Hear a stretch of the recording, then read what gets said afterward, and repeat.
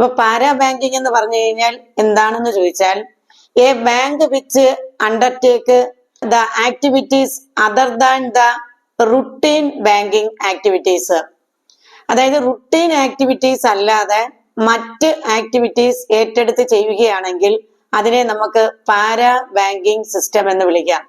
അപ്പൊ നോർമലി ഒരു bank normal activities ആയ അക്സെപ്റ്റിംഗ് ഡെപ്പോസിറ്റ്, ലെൻഡിങ് മണി, അതുപോലെ തന്നെ മറ്റവരുടെ അഡ്വൈസറി സർവീസ്, ഇതുപോലെ general utility service, agency service, ഇങ്ങനെയുള്ള ഫങ്ഷൻസ് കൂടാതെ മറ്റ് ആക്ടിവിറ്റീസ്, അതായത് ഇൻഷുറൻസ് പ്രോഡക്റ്റുകൾ വിൽക്കുക, അല്ലെങ്കിൽ ഏതെങ്കിലും റിയൽ എസ്റ്റേറ്റ് ബിസിനസ്സുകൾ ചെയ്യുക, ഇങ്ങനെയുള്ള അതർ ആക്ടിവിറ്റീസ് ഏറ്റെടുത്ത് ചെയ്യുന്നതിനെയാണ് നമ്മൾ പാരാ ബാങ്കിങ് എന്ന് വിളിക്കുന്നത്.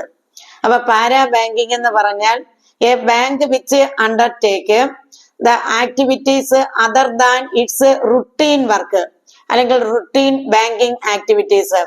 റുട്ടീൻ വർക്ക് അല്ലാണ്ട് മറ്റ് ആക്ടിവിറ്റീസ് ചെയ്യുന്നതിനെയാണ് നമ്മൾ എന്തെന്ന് വിളിക്കുന്നത്? പാരാ ബാങ്കിങ് എന്ന് വിളിക്കുന്നത്.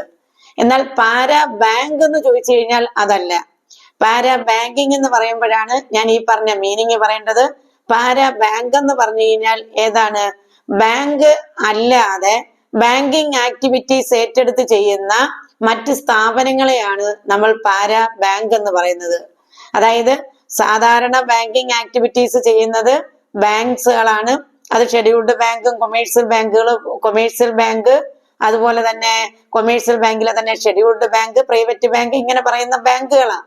എന്നാൽ നോൺ ബാങ്കിങ് ഫിനാൻഷ്യൽ കമ്പനീസ് എന്ന് പറഞ്ഞ് കുറെ ഫിനാൻഷ്യൽ ഇൻസ്റ്റിറ്റ്യൂഷൻസ് ഉണ്ട്.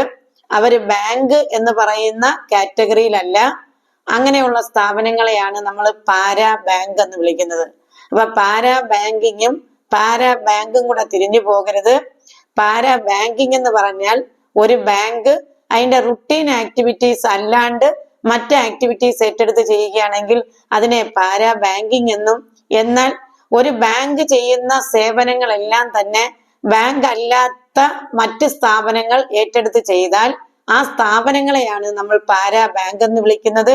അതിന് example non banking financial companies ആണ്. അപ്പൊ അത്രയും ക്ലിയർ ആയല്ലോ.